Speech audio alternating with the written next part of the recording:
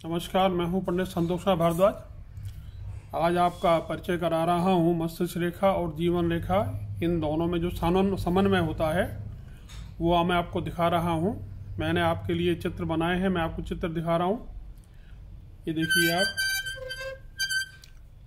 ये चित्र हैं। यहाँ पे ये जो चित्र है, सबसे पहले मैं ये वाला ले रहा हूँ। पहले वाला ये चित्र है 6 नंबर पे, ये 6 नंबर पे है, 7 नंबर और 7 नंबर पे जो है यहाँ मस्तिष्क रेखा जीवन रेखा के अंदर बहुत कम अंतर है। ऐसी स्थिति में जातक के अंदर ऊर्जा होगी, मुस्तैद होगा, आत्मविश्वास होगा और उत्साह से भरा हुआ होगा। इसके बाद ये 8 नंबर देखिए आप, ये 8 नंबर चित्र है। इसके अंदर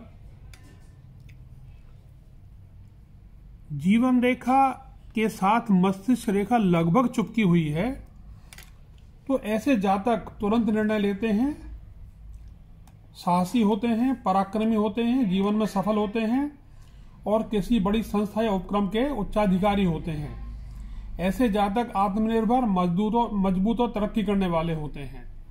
अब ये है 9 नंबर की रेखा आपके सामने, ये 9 नंबर की रेखा है।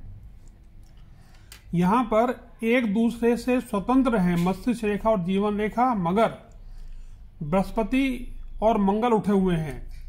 ये बृहस्पति, उच्च मंगल, निम्न मंगल, ये दोनों उठे हुए हैं। तो ऐसे जातक के अंदर आत्मविश्वास बहुत ज्यादा होता है, जातक आत्मविश्वास से भरपूर होता है। नेक्स्ट केस है 10 नंबर।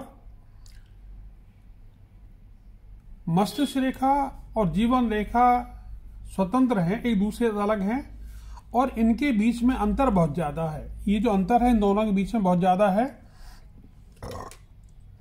ऐसे जातक ज्यादातर मूर्खता करते हैं, अभिमानी होते हैं, दूसरों की भावनाओं को ठेस पहुंचाने वाले होते हैं और दूसरों में छिद्रान्वेषण करते हैं।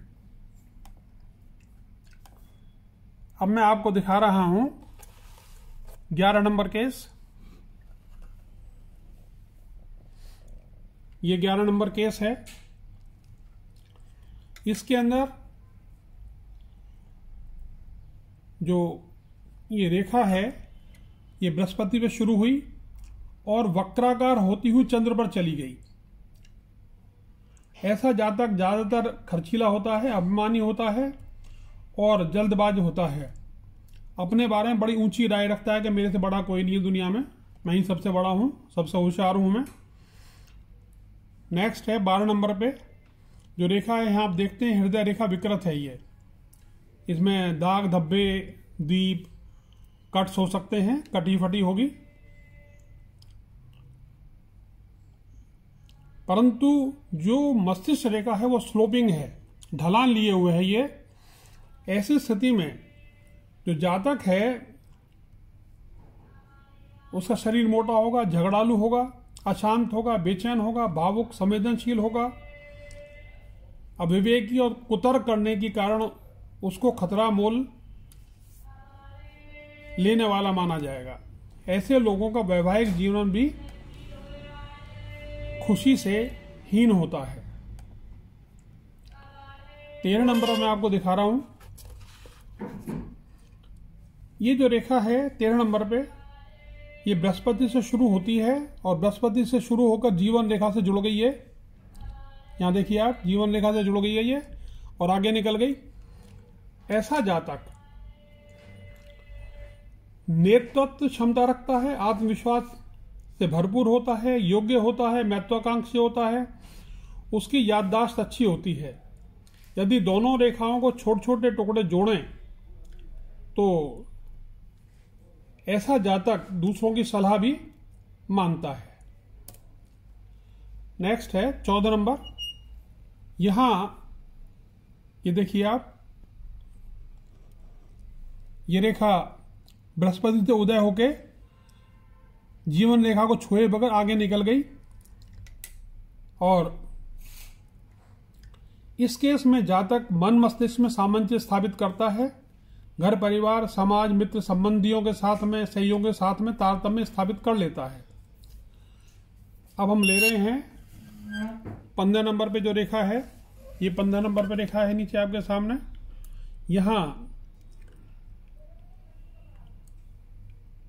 छोटी छोटी लाइनें जीवन रेखा को और मस्तिष्क रेखा को जोड़ रही हैं। ये तो ऐसे व्यक्ति जो होते हैं दूसरों की सलाह को मानते हैं और अक्सर इस वजह से परेशानियों से बाहर निकल आते हैं।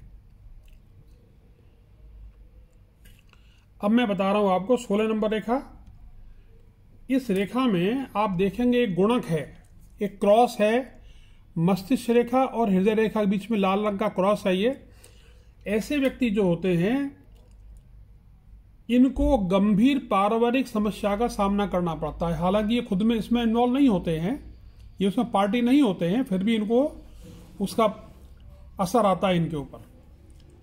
अब मैं आपको बता रहा हूं 17 केस। इस केस में जीवन रेखा और मस्तिष्क रेखा दोनों एक दूसरे से जुड़ी हुई हैं। ऐसा जातक ज्यादातर बहुत सावधान होता है, संवेदनशील प्रकृति का होता है, तर्क क्षमता होती है उसके अंदर बहुत ज्यादा, विवेकशील होता है, सामाजिक व्यवहार बहुत अच्छा होता है, आचार व्यवहार अच्छे होते हैं, शिष्टाचार से भरपूर होगा। ये जोड़ जितना ज्यादा बड़ा होगा जातक को निर्णय लेने में उतना ही टाइम लगेगा। जितना छोटा जोड़ होगा उतना अच्छा होगा। और अब मैं आपको लास्ट दिखा रहा हूं, ये 18th केस है। इस केस में आप देख रहे हैं जो ये मस्तिष्क रेखा है काफी देर बाद जीवन रेखा से उदय हो रही है। ऐसा जो जातक होता है वो उसका मानसिक विकास, दुनियादारी की समझ थोड़ी देर से आती है, समझ जाता है तो सही हो जाता है। ये जो मैंने वर्णन किया ये सारा मेरे ब्लॉग पे भारतीय शिक्षा .blogspot.com के ऊपर मौजूद है। और दूसरा ब्लॉग है संतोष हस्तरेखा शास्त्र .wordpress.com। धन्यवाद, फिर मिलेंगे।